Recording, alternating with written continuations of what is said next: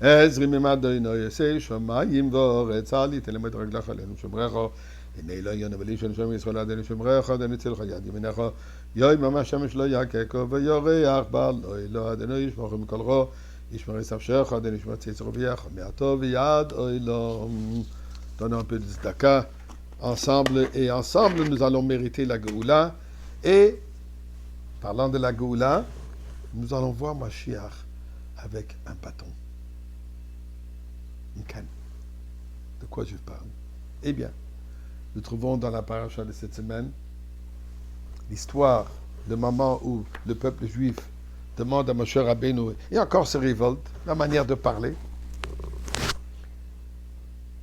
Après le décès de Myriam, le puits ambulant d'eau qui était la source d'eau durant l'époque quand ils étaient dans le désert, et maintenant ils n'ont plus d'eau, ils viennent chez Moshe Rabbeinu, et Dieu dit à Moshe Rabbeinu, Kach et amate, prends ton bâton, réunis tout le peuple, Vedibarte melasela, vous allez parler au rocher, et le rocher va donner de l'eau.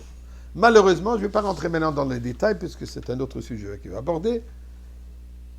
Au lieu de parler, après avoir parlé, ça n'a pas fonctionné, puisqu'il a parlé aux mauvaises, pas à la bonne pierre, il a frappé la pierre, et l'eau a commencé à couler, petit à petit, ensuite, une deuxième fois, couler en abondance. Dieu dit à Moshe Rabbeinu, dû au fait qu'au lieu de parler, tu as frappé, tu ne vas pas mériter de rentrer en Eretz Israël. Mais quel est ce bâton? D'où provient ce maté? Eh bien, ce maté a une longue histoire. Et elle existe toujours. Nous trouvons dans le Pirkei Avot, dans le 5e chapitre de Pirkei Avot, dans la Mishnah 6, la Mishnah nous dit 10 choses ont été créées Erev Shabbat Ben Hashmashot, au coucher du soleil. Ben Hashmashot, c'est le temps entre jour et nuit.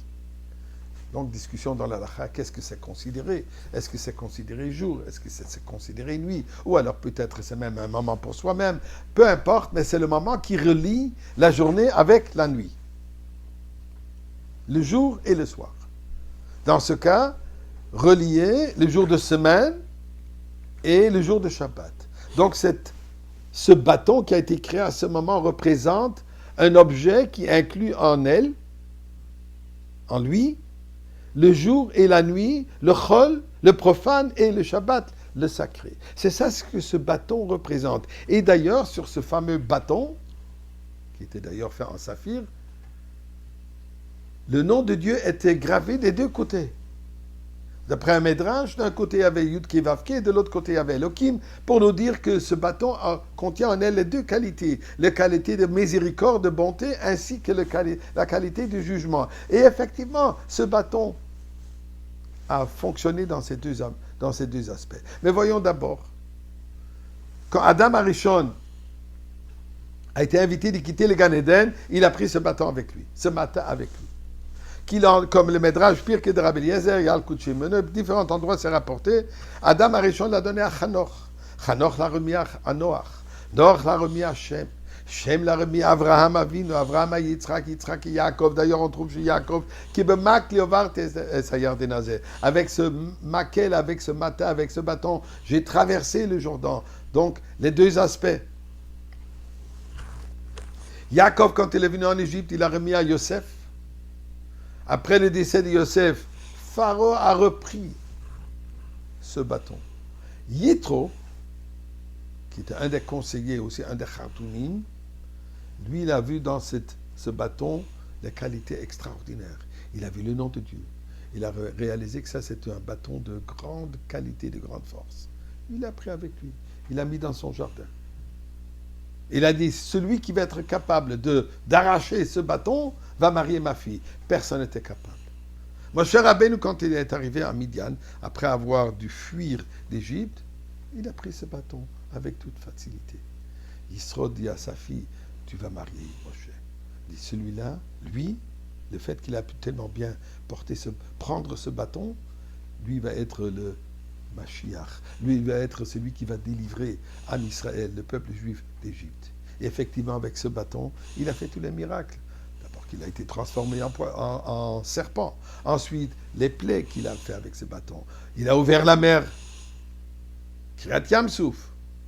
Donc c'est un bâton que d'un côté avait la miséricorde, ouvert la mer pour sauver le peuple juif, et en même temps pour punir les Égyptiens. Le Midrash de nous dire que ce bâton sera transmis à Mashiach. Pourquoi? Comme j'ai dit tout à l'heure, ce bâton représente la fusion de Chesed et Gevura. Ce bâton représente la fusion de mondain, du profane avec le divin, le jour de semaine avec Shabbat. Cette fusion totale se dévoilera, sera accomplie au moment de la Géoula avec Mashiach. Ou ça, dans le Beth Amikdash. Et là, Mashiach aussi, il aura ce bâton.